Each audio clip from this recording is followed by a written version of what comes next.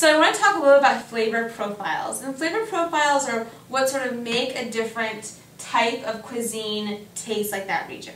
So for example, Chinese cooking would have elements of soy sauce, rice wine vinegar, ginger, garlic, and sesame. If you know that that's the flavor profile of Chinese food, as long as you combine those right types of seasonings, you're going to get the same taste you want. And we did it for all these different flavor profiles, then you know how to cook without having to figure out, does this go with this spice? So if you're using the flavor profiles, it really helps us figure out, what type of cuisine not only do I want to cook, but what ingredients should I add to make it taste like that type of food. Eastern or North European type food has things like dill, caraway, allspice, and paprika. French cuisine, which is what we made with our Nice chicken, which you can check out, has elements of basil, olive oil, garlic, thyme, rosemary, and sage. Greece has things like olive oil, lemon, tomato, mint, and basil. Indian food is a little different because it has both northern regions and southern regions. Northern regions are a little bit more of our turmeric, our curry, our ginger, our garlic, and the southern region is where you get things like coconut, tamarind, and chilies.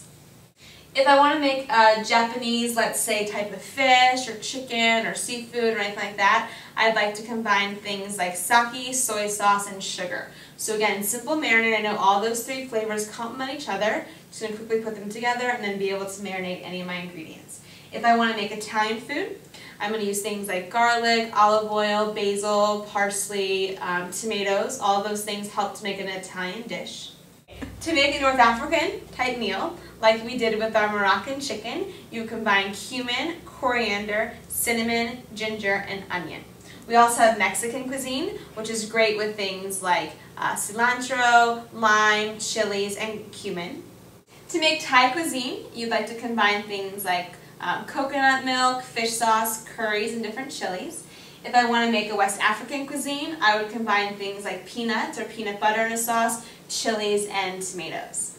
And lastly, we have our Spanish cuisine, and that has elements of nuts, things like almonds, as well as garlic, olive oil, onions, peppers, and tomatoes. So you can use these to create whatever meal you'd like to have tonight.